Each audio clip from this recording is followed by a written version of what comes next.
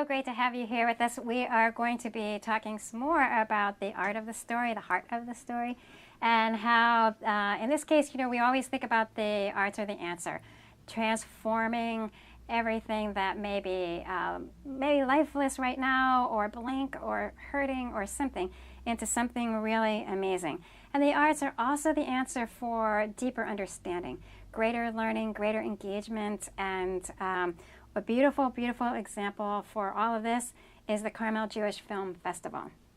Now coming into their 8th year, and so I am really happy to have here with me the founder of the Carmel Jewish Film Festival, Susan Greenbaum, and her co-chair for this year, next year too, Sam Ezekiel. So welcome, and thank you for being here. Our pleasure.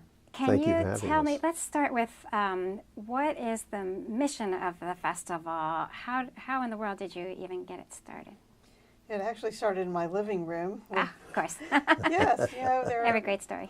A lot of people have ideas, and people are saying we should do a film festival. So we had a meeting. We talked about it. We figured we'd just throw a few films up on a screen and charge some tickets and charge for popcorn, and that would be it. But it has evolved into something much bigger and greater. It's just extraordinary. And Sam, how did you get involved? Why are you willing to spend your time this way? I got involved about 4 years ago when I joined the congregation from the Bay Area, Silicon Valley, and I got to meet Susan and saw what she was doing. It was a true movement. It was wonderful.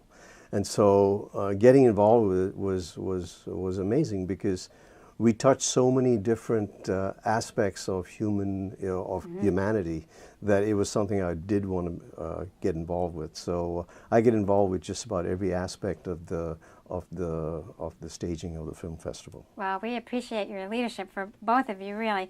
Let's talk about the heart of the films themselves. How is it each one is telling a unique story or a unique dimension of even one story? But can you tell me how it is that, I noticed from your website that you're looking for things that have, that are communicating certain themes and messages, but that also have some sort of a universal appeal in their own right, still connected with the heart of the whole festival. So how in the world do you go through, now you're almost into your 8th year, how do you select these films? How do you find them? And then decide which ones are you going to show this year? Well, there are hundreds and hundreds of films to choose from. People are starting to find us, which makes us feel really good. That's great. Yeah, we that's get a good emails sign. now from various filmmakers. Wonderful. And, you look at our film. But we're very, very tiny as far as film festivals go. Yeah, sure. Yeah, we generally show 8 films, and we have a committee that pre-screens the films, and then we rank them, and we talk about what we liked and what we didn't like, and there's a whole process that we go through, because we're looking for a variety. We want films from different countries. We want films that are different genre, documentaries, dramas, comedies, things that we feel will appeal to specific demographics in our area. And we want to make sure that we pick films that are all going to be winners. That's amazing. So that's really, really great. So you go through that process of sifting, and how long does it take you? Months and months? Months and months. We're getting ready to start for next year now. Already, and you just had that film festival. And so next year, and so we start now, and then we would go through it, and we stage it in March of usually of every year. Okay, great. So as we select the films, also we're looking for opportunities where there can be a panel for discussion. Tell me about that discussion part, because I noticed that is a big feature for you, and that when you're thinking about how you're going to connect people and get them engaged, the panels must be a pretty big part of that, right? Yes. So if we look at the films, we select certain films which we feel will reach out to the audience, and the audience will have a discussion or have questions towards it. So for instance, so when you put your festival together, is there like several different ones that have the panels, or do they each have a panel? There's a mix. We have probably 3 or 4 of them. For instance, the recent one we had a film on the Frank versus God. Frank versus God. This was where we had a discussion about act of God. We had, as you know, a storm in the area. Yeah. And the issue is that the film was depicting that that there was a storm, and who do you blame? So after the film, which we had, is two pastors and the rabbi have a discussion with the audience. This was so well received because it was very apropos, and we did have a storm, and the discussion was very lively. So we connect with the audience, and it's the entire audience is a universal message that we try and give. And so people must love that part. Yeah, what was interesting about that particular film was we had already selected our out-of-town guests. We have a certain budget we need to stay within, and the filmmaker emailed us and said, and he was in LA, and he says, "I see you're showing my film." He said, "You know, can I come?" And so he said, "I'd love to come up to Carmel, play a little golf, and I can introduce the film." And he was on the panel as well. And his brother, who was the producer, who was in Seattle, he flew down at his expense, and he moderated the panel, and that made it a really special evening for everyone. Wow, but sometimes that's how. When we have the potential of a filmmaker or a special guest or expert who can talk about a topic, sometimes that drives the selection of the film as opposed to the other way around. Oh, that's amazing, because it's such a complete experience. It is. That you're creating. It becomes. Because am I right that you also encourage that really kind of rich dialogue even during cocktail hour or reception? Right, we have a lot of receptions, and how do you stimulate that? How do you get people to really talk? Well, usually the receptions are before the films. We did a couple after this year as well, so they don't necessarily have anything to talk about at that point. But food in itself tells a story, especially for the Jewish people. So just getting people together and mingling, they might talk about past films that they've seen or what they're going to go see in the future. But well, let's see. We have some images from some of your festivals so people can get a feel for what that's like. So can we see some of those images? So in addition to the films themselves, you also have music happening? Well, this was one of my favorites. So was this live? Yes. This happened last year, and there was a film called Florrie's Flame, and it's about a woman who is known internationally. She's received, all kinds of awards, and she's probably the person most responsible for trying to save Ladino music. Ladino music is a combination of Spanish and Hebrew and Yiddish, and she could trace her heritage all the way back to the Spanish Inquisition, and her family left Spain and they were in Yugoslavia, and then during World War II they were ousted, and anyway, eventually she ended up in the United States. She was 91 years old at the time that she came, and she did this concert. She came with 4 other musicians, and it was a magical evening. Wow. It was very special. That's extraordinary. So here's one of your panels. Yes.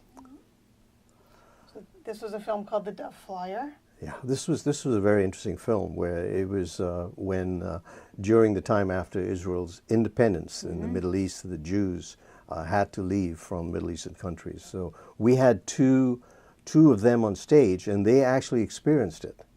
And we had a professor from Berkeley who in fact spoke about it as well. So it was very touching, and we also shared with the audience the rest of the story which was not in the film. Wow. And in fact, one of the directors who made the film was in the film as a school teacher. So it was, the experience was such. The purpose of these films, what we found, is that after these 8 films, you always have a conversation, we found, months later, where people remember it, and they do one of these, did you know? Did you remember? That's beautiful. We had another film this year, Sabina Hijacking, very apropos with all what's going on in the world. And people were so touched with it after that. And they said, my goodness, it was as if I was in the plane and this was happening. So it was very special what happened. So, and you have some people you're very familiar with participating.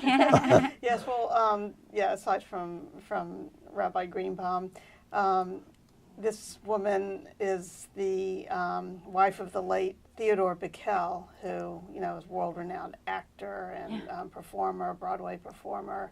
And he had just passed away the summer before.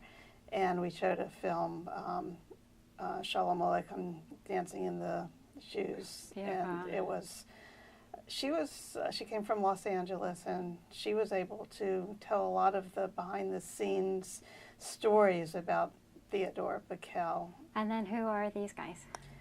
That's, okay, well, the person in the black shirt, his name is Danny Menken. He's a very well-known Israeli filmmaker. He was also the director of the film Dolphin Boy, which we showed a couple of years ago. And those are some of our sponsors. And we're always grateful to the sponsors, aren't we? Our sponsors are amazing. Making it all happen. Yeah, they and are look at all so the people, loyal.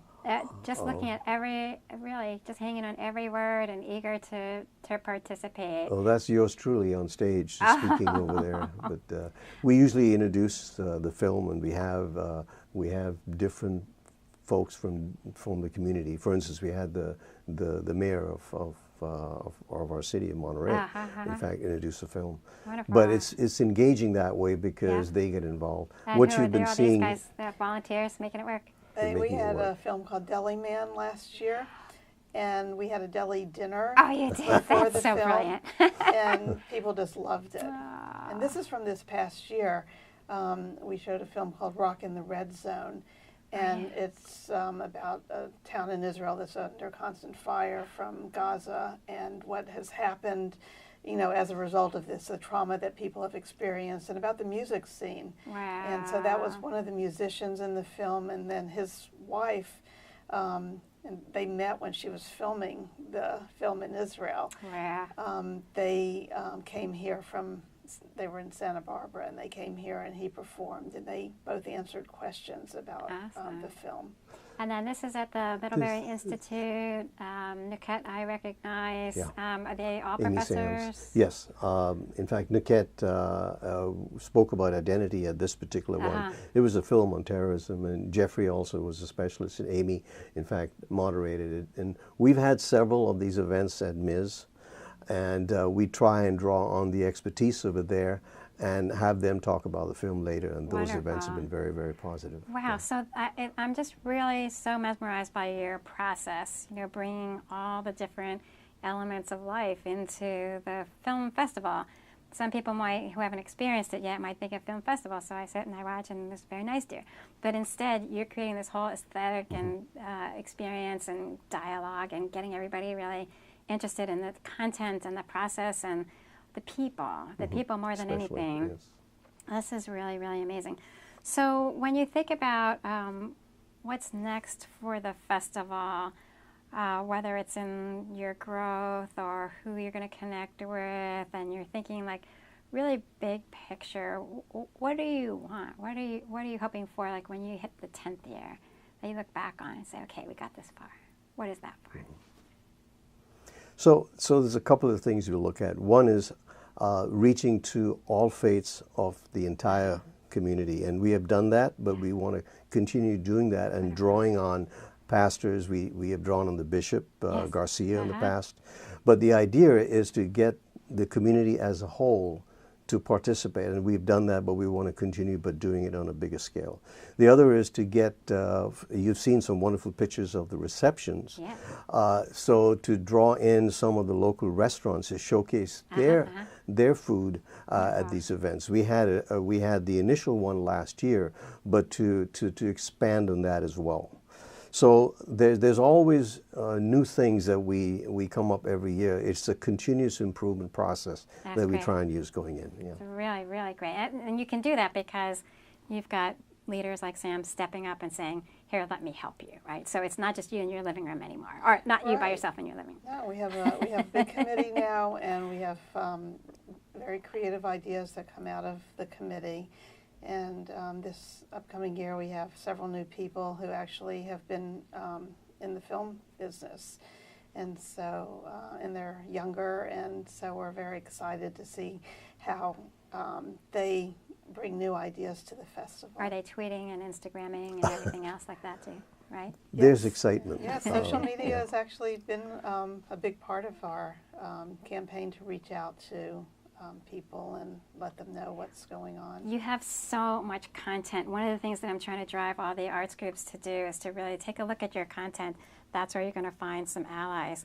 Maybe they won't be there with you every year, but if your dance is going to have something to do with the environment, connect with all the people who care about the environment and let them learn about the dance through that. That's great. You have so many avenues for that, I would imagine, every single year.